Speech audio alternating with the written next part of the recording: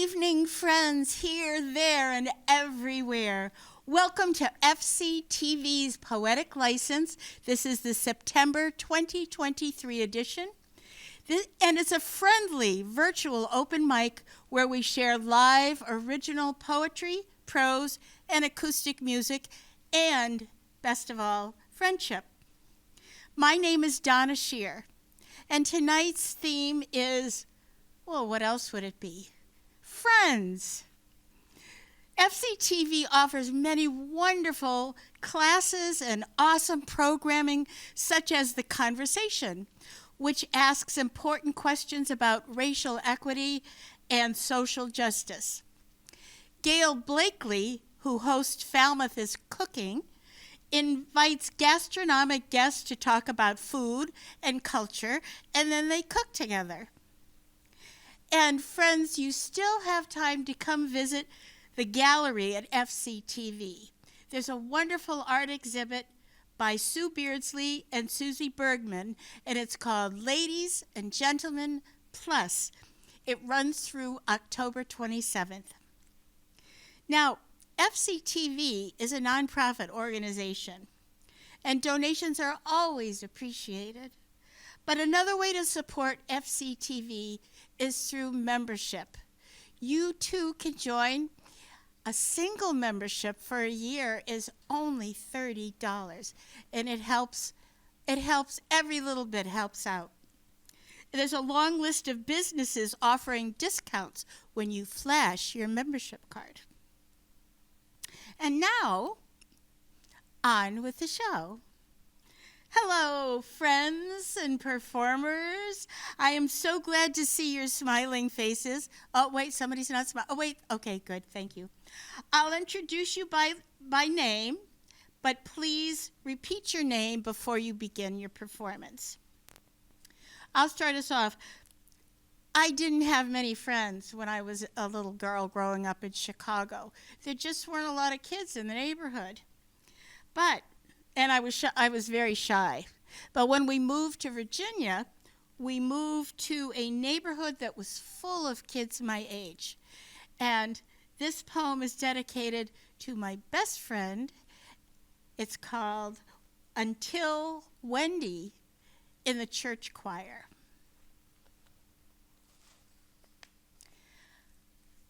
Until Wendy in the church choir. Solo, we were windblown, alone as a forgotten song, each dragging one damaged wing, hers cramped from the crush of a large family, mine drenched in paternal alcohol. Bored by endless piety, we snickered behind our hymnals, flipping pages to add under the bed after every title. How firm a foundation under the bed. God rest ye merry gentlemen under the bed. In the alto section, Wendy became my security blanket. Her voice sturdy as a dogwood in a high wind. Mine wispy shy, but true. Wendy was musical, her technique impeccable. I had a great listening ear, but notes were only black dots on the page. I never knew how high to jump or how low to stoop. Wendy loaned me her confidence, sang full-throated, led us straight to the harmony. Our friendship nested on the rigid wooden pews. Once, we sang for a child's funeral. The coffin so small, it rendered us helpless. Wiping noses into silken sleeves, we discovered how impossible it was to warble and weep in concert. But sharing plumage, we flew on the uplift of song, pouring sweet solace over the congregation. That's my poem. Let's see. Ellen Todd. I welcome you to the stage, and I am so happy you're here tonight.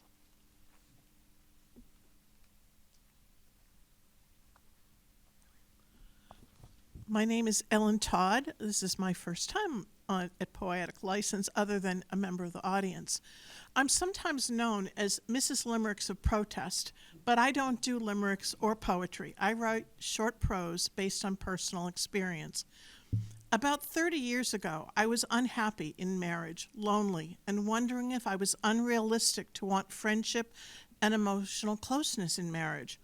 My mother knew how I felt and invited me to meet some friends of hers who were visiting from England. She had met them when they were all living on Crete. Vince and Sandra were about my age and began as good friends. They had consoled each other during heartbreak and offered advice over frustrating relationships.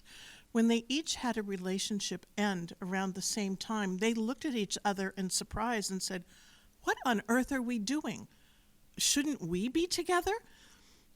Their advice to me that night was clear. My wish to have it all in a marriage wasn't unrealistic. A solid friendship was the best foundation for a good marriage. It took another 2 or 3 years for my marriage to end, and by the time it did, I knew that I'd rather be alone than be lonely within a marriage. I also knew that I needed to add more fun and friends to my life as a self-employed accountant.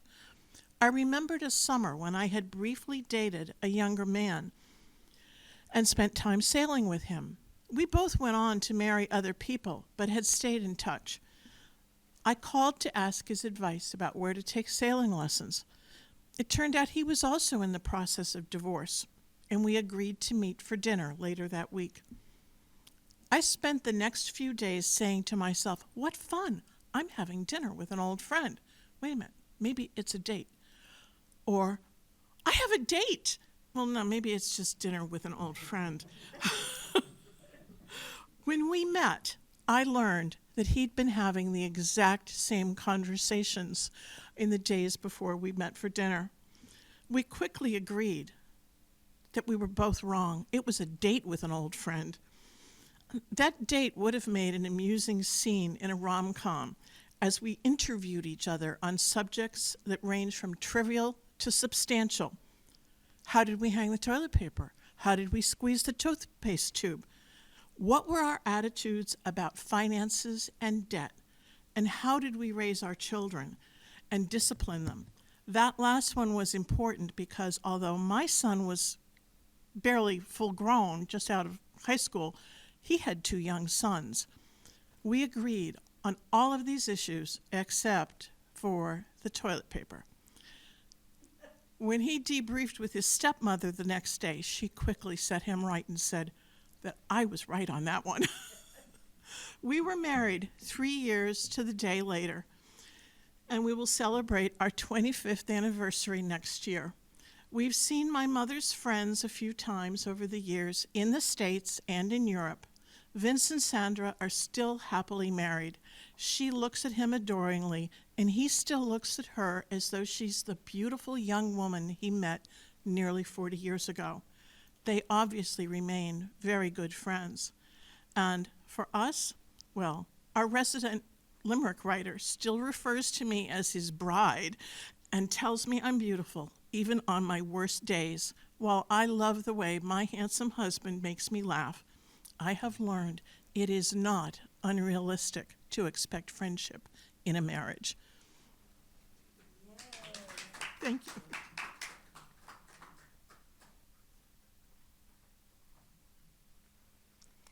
Ellen, that was so awesome.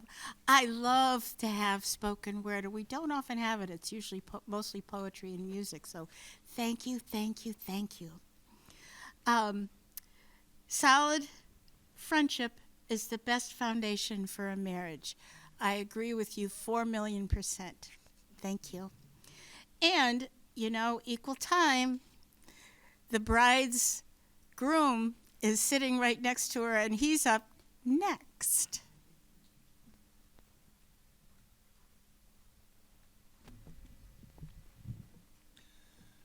The theme for tonight's show is friends. Here's our story now from both ends. You have heard from my bride. It's a hell of a ride. So far, the first date never ends. One thing while she was asking her mother for advice that needs to be said is that Cynthia told Ellen, whatever you do, don't call John Jackson. And I'm John Jackson, and I write limericks of protest, as you may have heard. So every month I come up here and I feel like I'm giving the news report. Okay, let's see what happened in the last month. With some sentences yet to decide, more Proud Boys are going inside. They'll join other guests who won't be impressed, and what becomes then of their pride? Parrot Heads lost a friend yesterday. Jimmy Buffett, no more songs to play. We owe him our gratitude for changes in latitude, with respect at last wasted away. Burning Man this year was a dud. Too much rain turned the playa to mud. Safety requires not lighting of fires. Can't burn a man in a flood. Mark Meadows, as Trump's chief of staff, claims he worked on the nation's behalf. Georgia judge says that's great, but a crime against our state gets tried here. Don't make me laugh.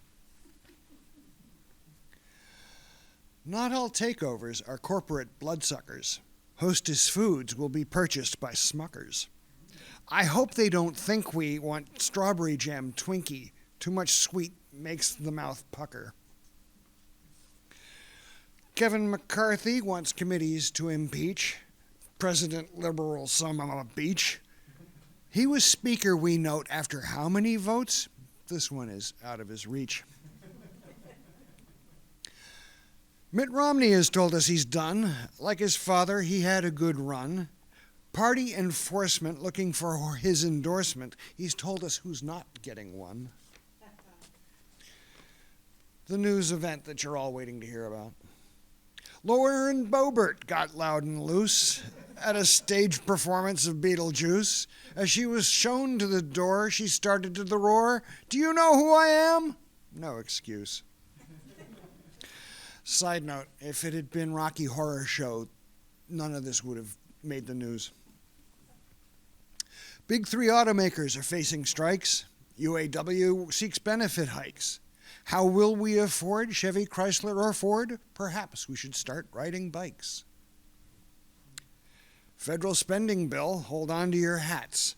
Kevin McCarthy cannot herd his cats. And we will know what caused the government to shut.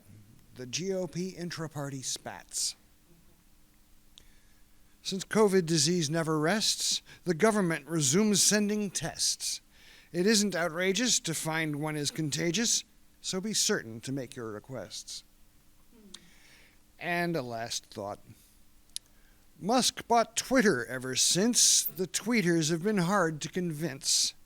There is no shame in changing a name, the website formerly known as Prince. Thank you.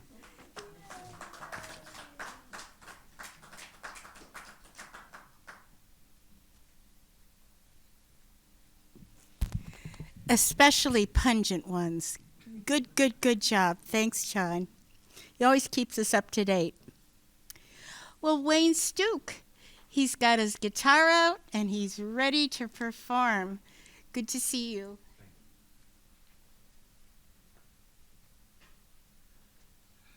Well, I wasn't ready at 8 this morning. I had no song.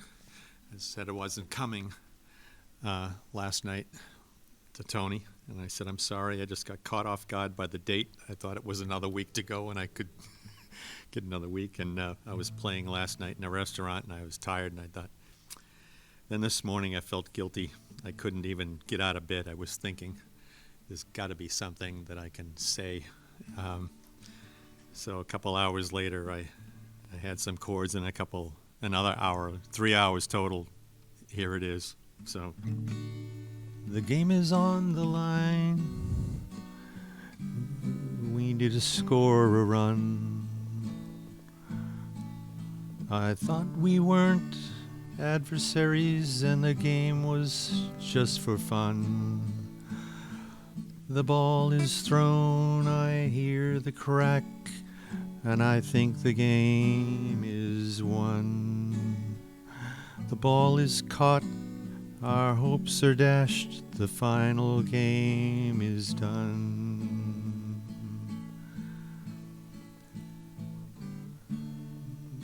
My heart hangs low, but then they run and try to console me. Win or lose, the lesson here is very clear. I've made some real good friends this year.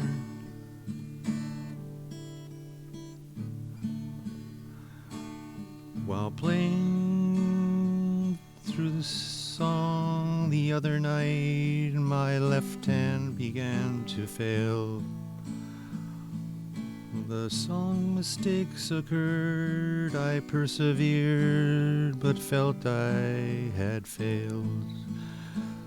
Then sitting at the bar, sulking over my mishaps, some friends came by to hug me, saying my second song was a gas. Slowly, thanks to many friends, my foul mood would abate. When I count the friends that I have made these many years, I was nearly understood, that's just what they mean to me. I'm not forgotten what's important in this world that changed me. The love of family and good friends are what has been good for me.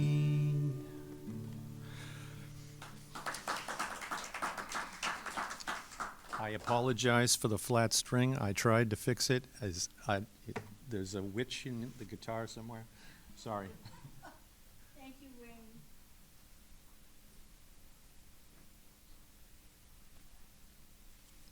Isn't it nice, though, to have friends come and listen and support you when you're performing?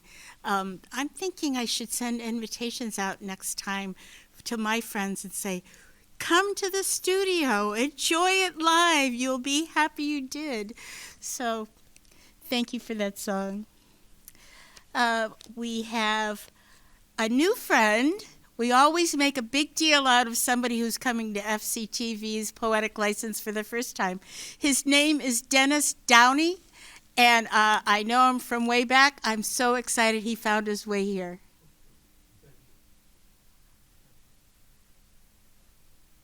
Thank you very much. I saw in the paper that they were looking for poems, and I knew I had one like over there, so I went and got it. This is called Buzzards Bay Canoes. We started out in Mattapoisett, slipped past the Sippacan, and wended our way to where the Wilgantic flows.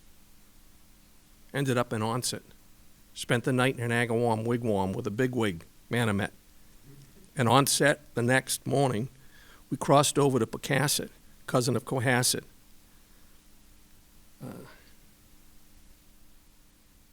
Then down past Katomet to the heights at Megansett.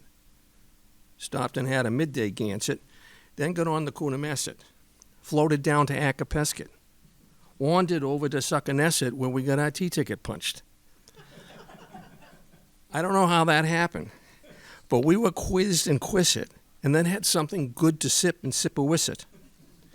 And it didn't matter anyway, because by the time we got to Nobska, we had to wait.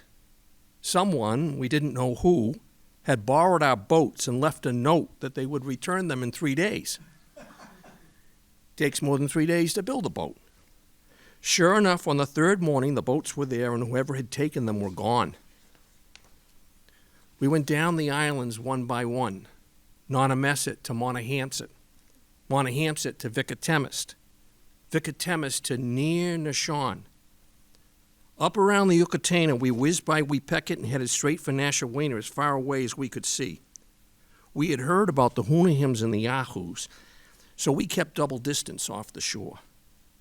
Even then, a Yahoo followed us the whole long of Nashon, disappearing and reappearing in different spots, always shouting out to us and ignoring our ignoring of him. It seemed he was working on a kind of comedy routine, because what we could hear, when we could hear him, sounded like bad jokes, or okay jokes told with bad timing. We just kept on going. The sky was blue, and the sea was blue, and the air was sweet sea salt. And when the sun dropped in a perfect ball of yellow, then orange flame, we had just rounded the Copperkit and were inside the harbor at Cuttyhunk. And Cuttyhunk is at the end of the world. It's where Buzzards Bay meets Martha's Vineyard Sound, along the lip of Rhode Island Sound. A sound is a down, is a drop in the ocean floor. The water is bigger there, there's more of it, and it piles on top of itself, creating rips and edges. And it's those rips and edges that bring fish, lots of fish. The sea is full of fish and the sky is full of birds fishing the fish. We would catch cod with our hands by rowing into a herd of them and sliding over the side to tackle them from above. It didn't always work, but often enough. And there were no foghorns then, but you should have heard the whales at night swimming by, family after family, heading somewhere and talking to each other in the dark. And when we were ready to go home, we used the Pennakees as a periscope to sight the hills of Winsagansett, blocking our view of Nascatucket. That gave us our line. Even in a fog, we could hold it in our heads, or so we thought. Not if the tides say no. Eventually, we recognized the rocks at Nonquet and spent the night in Apponeganset. The next day, we scratched and walked across the entire length of Wamsetter, opposite the Sconnecut, until we found a Wamsetter club and sat in a Wamsetter sweater. It was getting cold again. I don't know what's going on there. It was getting cold again, and it had begun to rain. In the morning, we'd go all the way up the Acushnet to the end, walk a few hours, and we'd be home. It was always the best trip of the summer. And that trip was the same summer of the same year that Shakespeare wrote and played his play named Hamlet for his living in the city of London.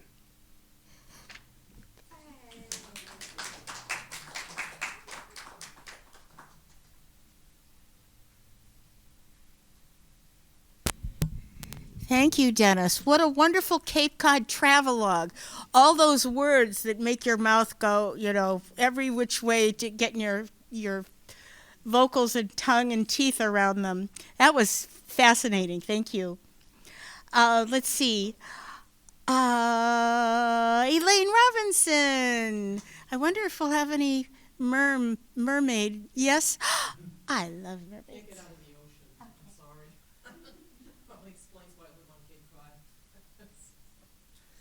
Hi, so I'm Elaine Robinson, and fitting with our theme of friendship, I have something a little different type of friendship. A couple of weeks ago, I took a class at the Cahoon Museum where we did a replica of one of Martha's paintings of a mermouse. So, of course, that inspired me for a poem. So we have mermouse. The sea is fantasizing with me. I paint a mermouse who smiles at me. Her tail, her whiskers, created delicately. Ears way too large, but better to hear, my voice of daily trials. She states, "Do not fear, my unique friend from another realm. Chaos often dominates my life, but her waters are mellow and soothing. A soft blanket of saltiness, she invites me to jump into her ocean world. With the stroke of a paintbrush, my creation appeared, a steady companion, guiding me to a better place. Her seafaring eyes allow me to think things through as she floats in waters of balm, luring me in, and I dive into her world, swimming with my mermouse. Okay, next poem. This is about change. Change is constant. We can't get out of change. Transformation. We were together for so long, a brightly colored pair. But the dryer ate my partner so fair. A sock weeps in a drawer full of underwear. My threads quiver in silence. Alone am I. Forever as one, so I believe. But the day arrives. Out of the layers of briefs, I ascend a transformation. A soft monkey, a smile on his face. My beloved in his body. I am his arms. We connect again. A creation, new, inviting, my destiny. And that was just inspired by all the one socks I had in my drawer. Just thinking what could possibly they be thinking. And if I was talented, I could make sock monkeys out of them. But I don't have that talent yet. Okay, number 3, we go back to the ocean again. Okay, and this is Molly the blue whale. She swims the oceans of planet Earth, her species almost gone. But Molly survived the harpoon of death. God gave Molly a unique skill. She can shrink to a minnow size when the whalers arrive. She becomes almost invisible. Through the years, the whalers chase this lovely cetacean, a legend, the gigantic sea creature who disappears when hunters arrive. Distraught whalers look around in confusion. Her disappearance, a mystery to them. The legend of the vanishing blue whale is discussed in low voices as dusk approaches. She senses the presence of danger and becomes one with a school of minnows. Humans swim with her, not knowing the closeness of Earth's largest mammal. Louis the pirate is determined to harpoon this mother of many. His anger overflows in a drunken stupor.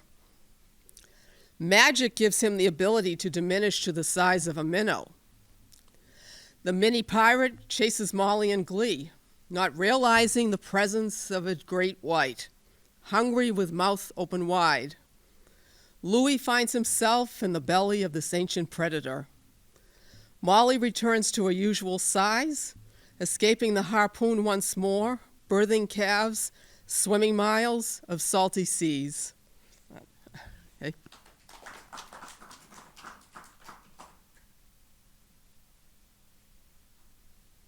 Thanks, Elaine. Oh, that was a whale's tale, if I ever heard one. Thank you. That was awesome. Very magical. Let's see. My friend Jackson Gilman is in the wings. Yes? Awesome. Come on up, my friend.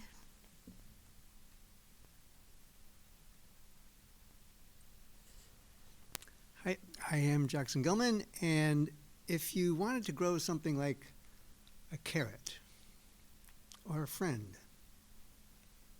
well, where would you start? Well, I wrote this song called The Friendship Seed a long time ago. If you want to grow a carrot plant, there's something that you will need. Nothing else will do, there's just one thing, and you know it's a carrot seed. It'll need some soil, some water and light, and in a while it will come up just right. If you want to grow a carrot plant, you start with a carrot seed. If you want to grow a really good friend, there's something that you will need. Nothing else will do, there's just one thing, and you know it's a friendship seed. You can't have a friend if you're not one yourself. A seed can't grow if it stays on the shelf. If you want to grow a really good friend, you start with a friendship seed. I'm sure you know just what it takes to be a friendship seed. It's not selfishness, not power or force, and it's sure not hate or greed. You can't buy or sell it anywhere, but once you've found it, it's yours to share. It's easy to find, just look inside, 'cause you're the friendship seed. There's a packet of love inside us all. If you look around, you'll find. But it can't get out till it's opened up, so keep this song in mind. We each have gifts, it's a pleasure to share. We're kernels of love and kindness and care. And best of all, each of us seeds is truly one of a kind. Some days it seems that life is hard and things go from bad to worse. You need a friend to help you out, but you know there's first things first. If you help a friend when they're feeling despair, you'll start a circle of kindness and care. It'll grow just like a bubble of love. It's a joy to let it burst. If you want to grow a really good friend, there's something that you will need. Nothing else will do. There's just one thing, and you know it's a friendship seed. You can't have a friend if you're not one yourself. A seed can't grow if it stays on the shelf. If you want to grow a really good friend, you know you're the friendship seed.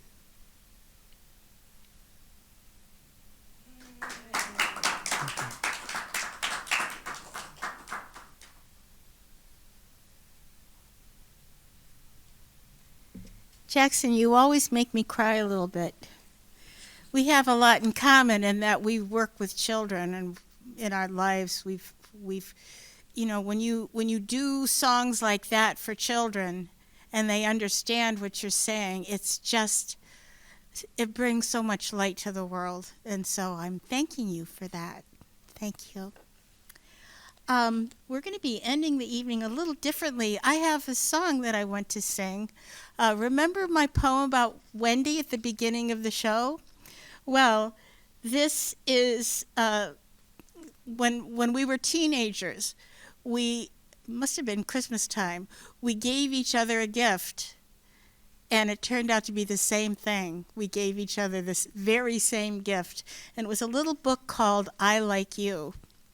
So this is a song that I wrote at that point because I was inspired by the little book that Wendy and I shared. So it's called I Like You. I like you, and I know why. I like you because you are a good person to like. And I like you because when I tell you something very special, you know that it's special, and you remember it a long, long time. And I like you. I like you. When I say something funny, you laugh. I think it's funny, and you think I'm funny too.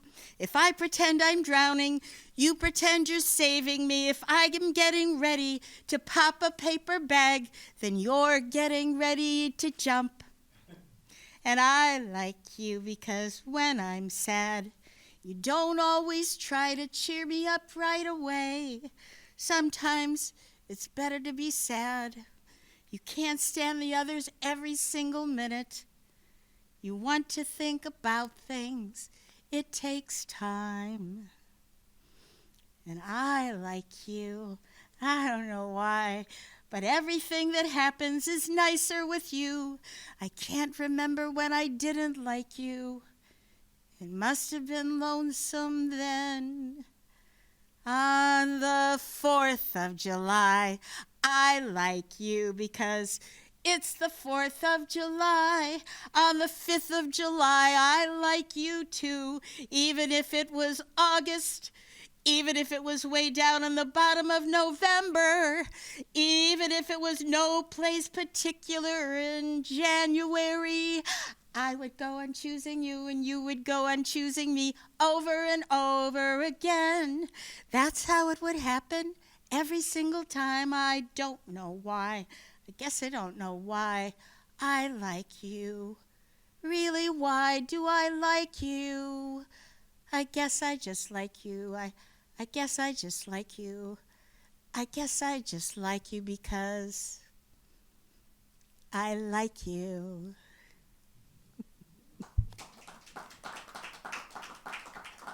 Thank you. At this point in the program, Tony's going to be inserting a video. And so I'm going to give a little blurb about as an intro to the video, okay?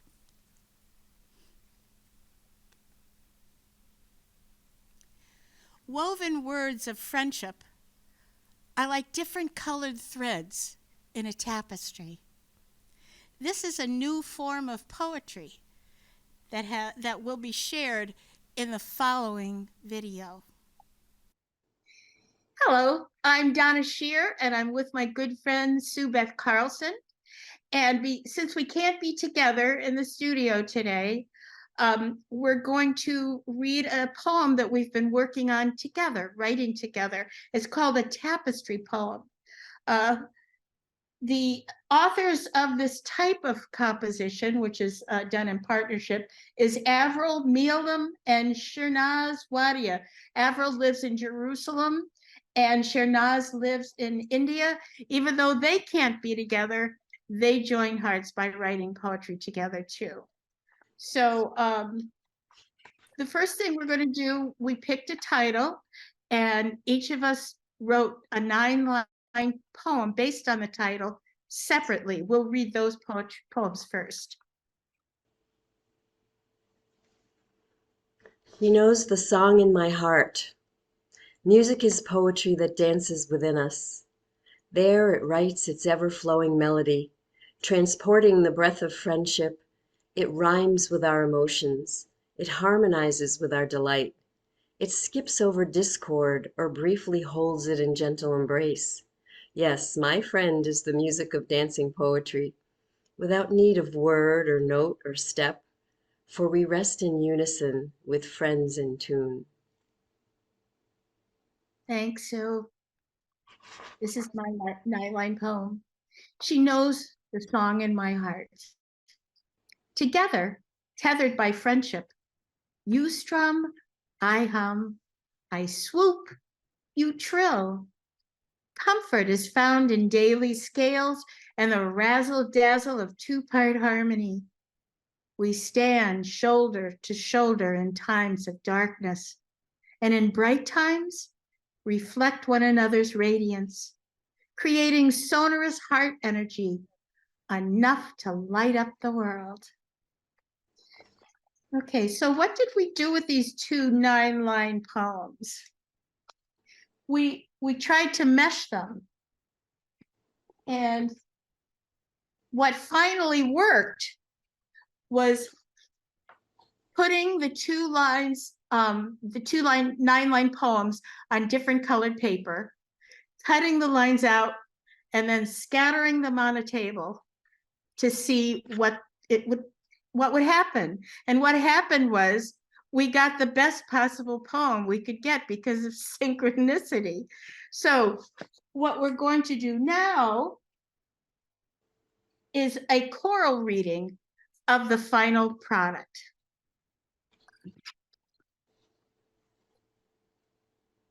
She knows the song in my heart. She knows the song in my heart, without need of word or note or step. We reflect one another's radiance. For we rest in unison with friends in tune. And the razzle-dazzle of two-part harmony, whose song skips over discord and holds it in gentle embrace.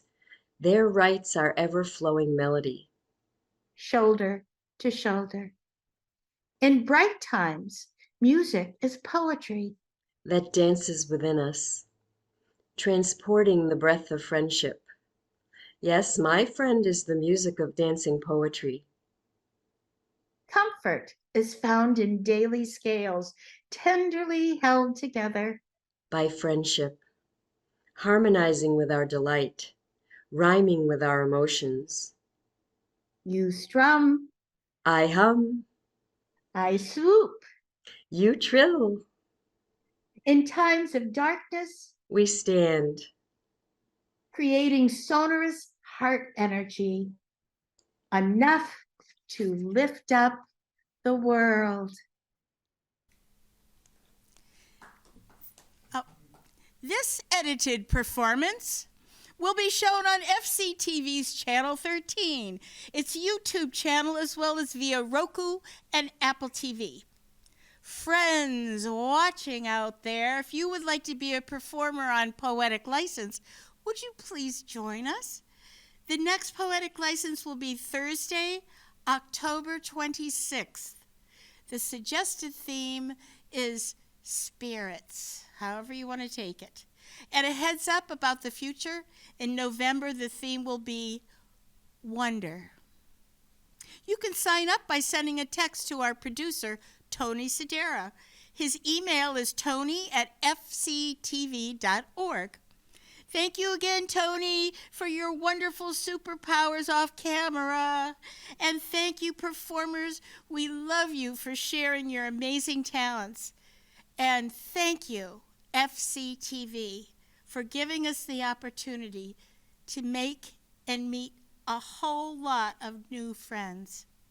So until we meet again, peace and shine on.